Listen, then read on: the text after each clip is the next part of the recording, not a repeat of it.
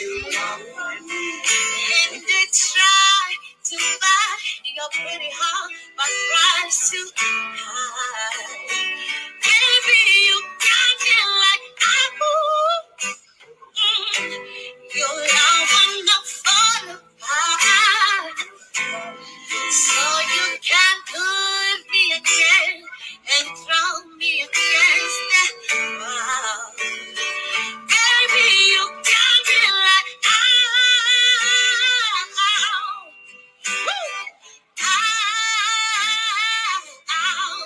won't you stop loving me? Don't quit loving me. Just stop loving me, yeah. I'm dead. I'm the flowers just to get close to you. And I run for miles just to get a taste. Must be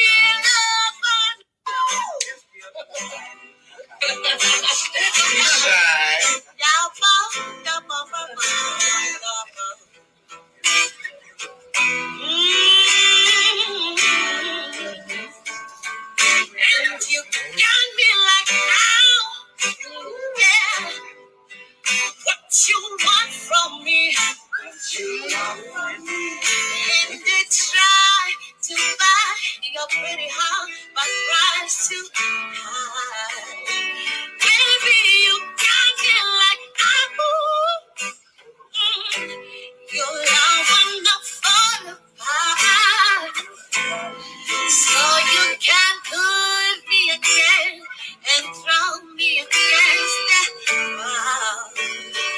Baby, you got me like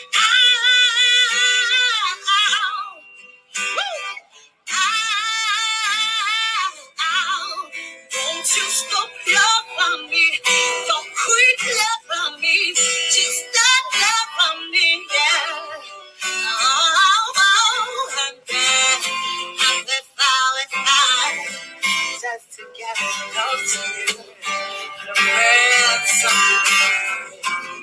And I run for miles just to get the taste. Must be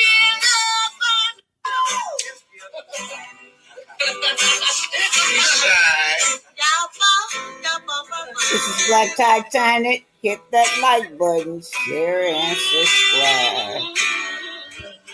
Heroin or cocaine or crack, not pills like you said that your doctors prescribed you for something that was very realistic, right? Yeah. So at the point that you learned that your cousin and her husband at that point have been sharing your business to others, you obviously feel betrayed. Did you share that with Melody before coming onto the show? I did. We had talked about it. Okay. I didn't until much later. It might have been a couple of years after I actually found out that they had done that. Okay. I was too ashamed to even talk to Melody.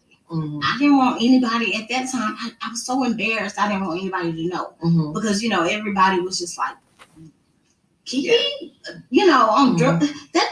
It doesn't add up. The picture doesn't even equate. So I was too busy just trying to erase it out of my life and move forward with, my kids. I got pregnant a couple of more times and, had my babies and, my oldest son was involved in sports. So I just tried to bury it and keep working and try to stay sober. That's what I, attempted to do. So a couple of years later, this is right before the show, or right after, one or the other. Melody and I had an event together. Okay. And it was for the English department. And we were both speakers at that event. After the event, that's when she and Tisha started having problems. Me and Tisha were having problems at that time too. So after that event, we just kind of stayed and talked for a while because we were both frustrated with what was going on with and this was not on the show. Okay. No, that wasn't on the show. And so that's the first time we actually talked about it because I wanted to ask her about it, but I just couldn't. Okay. I couldn't. That was the first time I actually had the courage to ask her about it. Because I'd grown older, so I started becoming a little bit more bold and, accepting the things that, had happened. Yeah. You mentioned that you kept Tisha's secrets, but she had not kept yours. So obviously a big issue with the show is infidelity and the marriage, right? We know. We believe one person can change countless lives. If you believe that too, join us at Chamberlain University. This is the moment. I'll never fall in love. That the first season, Melody's, marriage, we saw it go through a horrible breakdown because of Martell's infidelities. Had Tisha confided in you about her marriage with Marceau? I mean, we had talked about marriage a million times since we had been married, so she confided in me about everything dealing with marriage from cleaning up, right. Getting on her nerves, right? Any little thing, we discussed and we talked about. So yeah, she confided in me as well as I confided in her. Absolutely. Okay. So at the time that you and Melody kind of reconnect, start getting closer, I guess for the viewers, even if family, if you're having an issue with family, it feels awkward to see someone allow someone who was not family to be a part of family disagreements. Does that make sense? Yeah. So it's like if my cousin and I've got a cousin named Kay. If Kay and I get into it, for me to bring somebody else in and let them and talk about my cousin to them, it just feels different. I get that. You get that? Most definitely. Okay. So did you feel like, man, maybe I shouldn't be telling Melody how I feel about, maybe Melody and I should not be talking about my cousin because it's bringing an insider. Okay. You didn't feel that way. Because I felt completely betrayed. And don't get me wrong, that's not the only thing they told them. They told them other things too. Right. That's just one of the things that they told them. So you found out that she basically had betrayed your trust on a number of things. Yeah. Okay. Yeah. That's just one of the things. But yeah. Had you talked to Tisha about that before the show and just let her know that you were hurt? I did. And what was her response? Her response was, well, it didn't happen the way that Melody told you it happened. Because I heard that, Marceau was the main culprit, just kind of telling about it and laughing and joking about it, which he just did again. But when I confronted her about that, I'm like, I hear this is the scenario. And she's like, no, it didn't happen like that. Marceau felt like we should have told them, because I was invited over for Christmas. But that August, I had gone to rehab earlier that year. I had gotten out in August. So at this time, December comes, I'm clean. It's actually the beginning of sobriety for me. Right. And I hear that right before I come to celebrate Christmas, because it was at Melody's. So I hear right before I come to celebrate Christmas with them, they are discussing me and my personal business and laughing about it. So my thing was, if she didn't think about family then, why am I thinking if she discussed it with her first? So why am I thinking about family when I'm discussing what you told her about me? That makes sense. No, I wanted confirmation. I wanted details. I wanted to know how what was said and in what manner and who was there, who heard it, how long before I came. I wanted details. Yeah, because I was hurt. Because you were hurt. That makes sense. Let's fast forward because that gives us some context, right, to all this. So obviously, last week's episode with you guys, the relationship continues to just deteriorate between you and Tisha. It was very difficult to see you throw water on her, but she hadn't necessarily done anything except she did ignore you, but that's not confrontational. What had happened? Because obviously there's things that have happened off camera. What got you to the place that you would lash out like that at Tisha? Number one is a buildup. from things over the years. I told you she'll confront me about every little thing. Well, I let so much go with her, you know, because number one, I'm not a crybaby like that, you know. I just rather let it go to avoid the drama. So I think those things, and that's not necessarily healthy, because I think those things had built up in me. And two, she had blamed me for the situation that was going on, the rumor that was going around. And that's why she ignored me. And I'm more enraged by that than anything. So the rumor that was going around is that her husband had another rumor. There's been a few rumors like that. Yeah. But this is alleged. We don't know. But the rumor that was going around now, there was a lot bleaked out, but it sounded like you had information or someone else was talking, right? And you would talk to someone else. So you were saying the rumor didn't come from you. You were trying to find out for her. This is the thing. Tisha approached me with this rumor. Okay. She approached me and she was like, hey, this rumor is going around and I hear it's coming from your people. And I'm like, my people? So we just, for the audience, the rumor was going around that Marceau had a threesome. He had an affair with her makeup artist. With her makeup artist. Yeah. Okay. So there's several alleged rumors, I guess. Yeah. I heard a rumor of a threesome. Now a rumor with a makeup artist. And that's the threesome is supposedly with the makeup artist. And she thought you were responsible for starting the rumor or spreading the rumor. Well, no, I don't think she thought I was responsible for starting the rumor, because she came to me with the rumor. But when she came to me with it, she told me that my makeup artist was responsible for starting it. And I said, no, it was a different. Yeah. So I was like, okay, well, you know what? Let me talk to her. Let me get to the bottom of it. And I'm going to get back with you and I'll let you know what comes of it. Okay. Now, is this the young lady that was on the video? Yes. The video with you, Bree. With the video. Bree. Okay, Bree. So that was, she said that she heard Bree started the rumor. Yes. Which would connect it to you. Yes. Okay.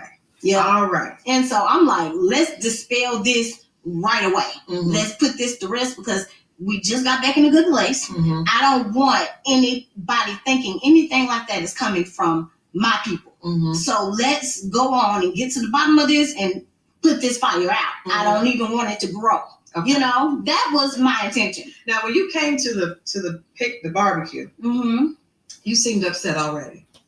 Did you? No, I was not upset. You were ready. So I guess I'm asking that because why would you because to have the conversation with Stormy in front of the cameras, you know that's going to be embarrassing. I know her and Marceau don't want that information probably out to us. They're probably trying to get rid of it without sharing it in front of the camera. So why did you decide to confront her right there at the barbecue? Because they had started blaming me for it.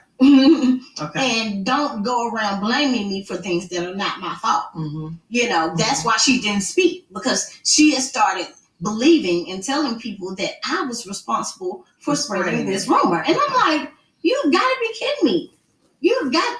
At that time, before she started blaming me, I had not spoken with anybody besides my makeup artist and the barber guy, about the allegations. Nobody else. Where did the rumor come from? Do you know where it came from? Him, the barber guy. My makeup artist. When I confronted her, she was like, "Look, tonight I'm gonna call you and I'll tell you where this comes from. Okay. I know this guy, but this is not my rumor. I don't have nothing to do with this." So she called me later on that night and on the phone with this guy. She called me because he says he did not start the rumor. That didn't come from him. Okay, well he's on video saying it. Okay. So your makeup artist heard it and brought it to you. And that's another thing. They had gone to production with it. You can't go to production with this if you don't want it shown. Right. The production, they knew about it. Right. They were, my makeup artist was like, they're trying to get me fired because they saying that I'm responsible for starting this rumor. That's another reason why I wanted to see what was going on, because I didn't know. Okay. I had no idea what was going on. Okay. So when I when she called me that night on three-way with this guy, I talked to him and I'm like, look, I don't want to, I'm not hitting you up for information to try to, blackmail anybody or hurt anybody. I just want to know what's going on so that I can clear my makeup artist name. Mm-hmm. And we don't have anything to do with this. I don't want to be involved. And he starts telling us everything that's going on. And, he is the one who tells us that there was a threesome. He divulges all this information and the names and everything else to go along with it. Mm-hmm. I wouldn't know any of these names. Mm-hmm. Otherwise. I wouldn't know anything about the threesome. Okay. Otherwise. If I wanted to just make that up, I could have been made that up and said it. Mm-hmm. This came from him. Okay. So the next day after I talked to him, I called Tisha the very next morning. Mm-hmm. And I said, we were both busy that day. I said, what are you doing tomorrow? She said, I have nothing to do tomorrow. I'm completely free. I said, I want you to come by. I want to talk to you about something. Mm-hmm. And she was like, okay, I'll come by, blah, blah, blah. And we hung up. And the next day she just didn't show. Mm-hmm. So I didn't know what that was about. Mm-hmm. But I texted her like, hey, maybe you were busy. You could have hit me up or something. Let me know. Mm-hmm. But I think maybe somebody had gotten to her beforehand. Mm-hmm. And so then a couple of weeks later, she calls me and she's like, hey, why are you calling around asking people about me and Marcel's marriage?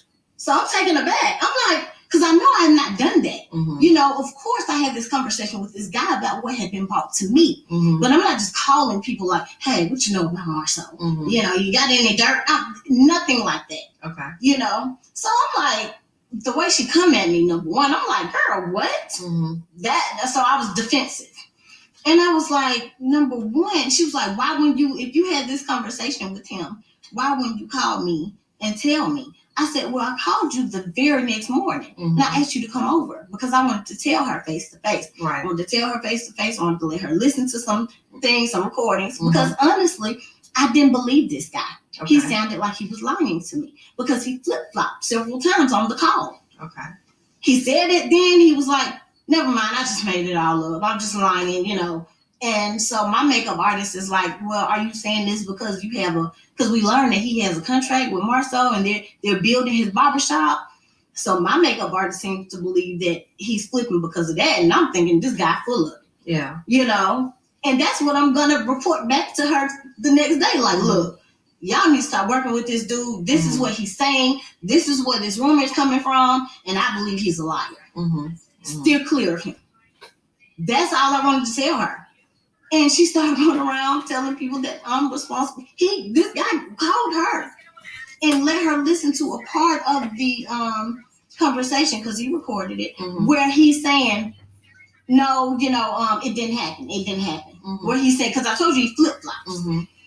So to make her think that I'm calling, just trying to force him to say something. Yeah, to say something that wasn't the case. Everybody is recording calls. Yeah. And this is all very it's a little confusing because his story obviously is different than your story. Of course. But from your perspective, your cousin, that's obviously a very hurtful situation. Absolutely. So you hear that she's blaming you for this. Yeah. So then you come to the picnic. Mm-hmm. And what is your intention when you first come? Because you try to speak to her. Yes. She doesn't speak. She keeps playing cards. And mm-hmm. then you seem to get really upset at the fact that she got up and kind of, when I went to hug her, she got up and went to see Maurice, right? Uh-huh. Mm-hmm. And I thought, and then right before that, or right after that one, she spoke to my husband, all nice and, sweet. I mm-hmm. felt very disrespected. Okay. And one thing, I just don't tolerate disrespect, Will. Mm-hmm. I don't. Mm-hmm. And she knows that also. It might seem, simple to some people. Like I said, menial to some people. Like to me, some things mm-hmm. other people feel seem menial. But she knows that for me, mm-hmm. ignoring me is one of my triggers. Okay. Don't do that. With my husband, when he ignores me, it gets deeper.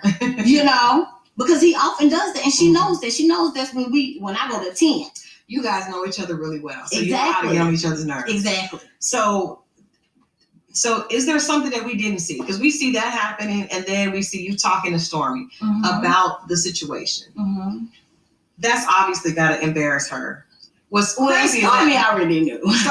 Okay, so yeah. Stormy did. Because Stormy acted like she did not know. Well, I think Stormy was just shocked. I think she wanted to be in the middle of it, And I would not have brought that up if mm-hmm. had, I not been very angry at that time, but I was very angry. Yeah. And when I am in that mode of anger, it's just difficult to back down. It is. Pull it back. Yeah, it's difficult. I just become I don't care.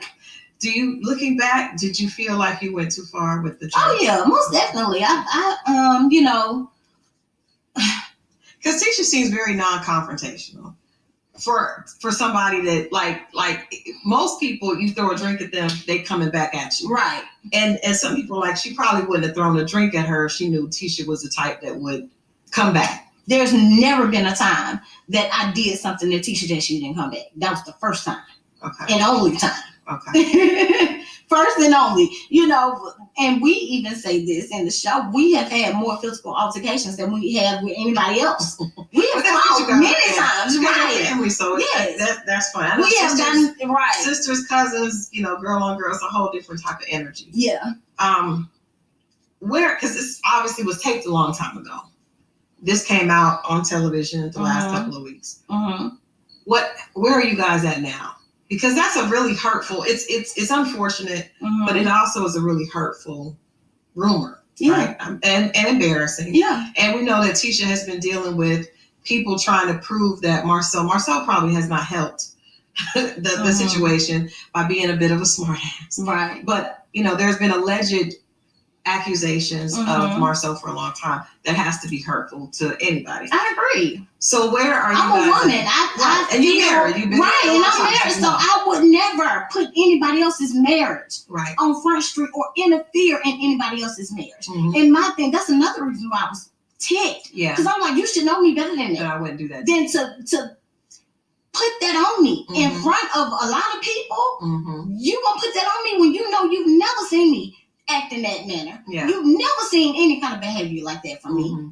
You should know that you should have known when this guy came to you telling these lies, you should have known that they were lies. And you should have heard me out instead of never even listening to my side in the first place. Right. But you guys have a history of it being kind of rocky, right? Of it being rocky, but not to just blaming each other for and not even explaining or allowing the other person to you know, say their piece. Not that kind of history. Do you think that, I'm just going to ask you just a blunt question. Do you feel like, because this is a alleged rumor, do you feel like Marcel has put Tisha in a bad position?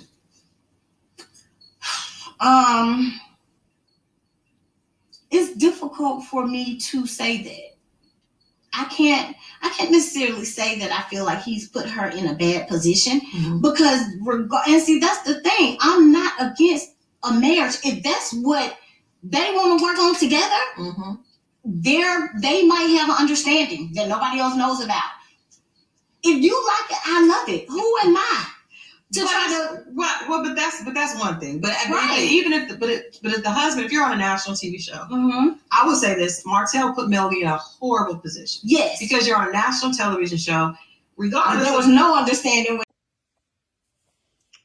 This comes from Melody's to the Moors as they collected the Dawson asked that you respect our privacy during this unbannable tragedy.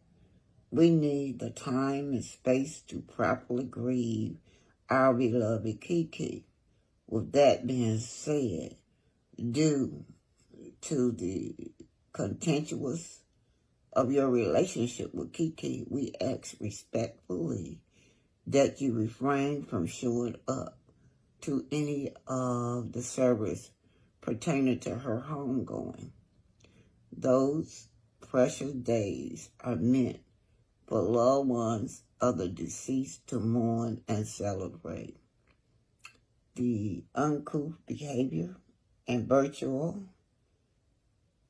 that you have continuously spewed towards Keke in her final years have left a lasting impact and sparked indignation in us, the Dawson.